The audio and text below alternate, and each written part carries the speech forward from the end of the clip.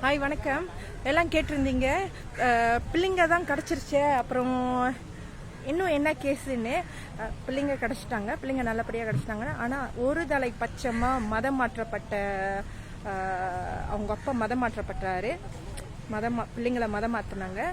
So அதுலேருந்து நான் மீட்டு எடுக்க தான் இவ்வளவும் போராட்டம்.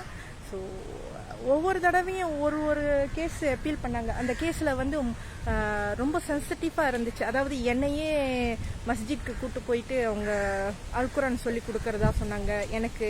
அப்புறம் பிள்ளைங்களுக்கு வார வெள்ளிக்கிழமை கூட்டிகிட்டு போகிறதா சொன்னாங்க அல்குரான் சொல்லி கொடுக்க. ஸோ அதெல்லாம் வேணாம், என் பிள்ளைங்க இந்து மதத்திலே இருக்கட்டும் அப்படின்ட்டு போராடி என் கூடயே இருக்கட்டும் போராடி அப்பா ஃபைனலியா இன்னைக்கு வந்து புட்ராஜயால எனக்கு டிசிஷன் கிடச்சிருக்கு. ரொம்ப நன்றி.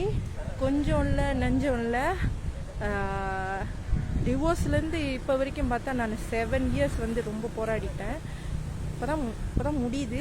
பாட நிம்மதியாக இருக்கேன். இப்போதான் மூச்சு விடவும் இது பண்ணுறேன். பிரச்சனையே வேணான்னு தான் இருக்கேன். ஆனால் இதில் வந்து நான் ஒரு சாதாரண மனுஷி தான், பெரிய மனுஷிலாம் இல்லை, சாதாரண மனுஷி தான். இதில் வந்து நிறைய பேர் இருக்காங்க உள்ள, அதெல்லாம் பேர் சொல்ல வேணாம். ஸோ ரொம்ப ஹாப்பி. இன்னைக்கு தான் நல்லா இருக்கு. ரொம்ப நன்றி எனக்கு சப்போர்ட் பண்ணவங்களுக்கு, எனக்கு இன்னைக்கு ப்ரே பண்ணவங்களுக்கு எல்லாத்துக்கும் ரொம்ப நன்றி.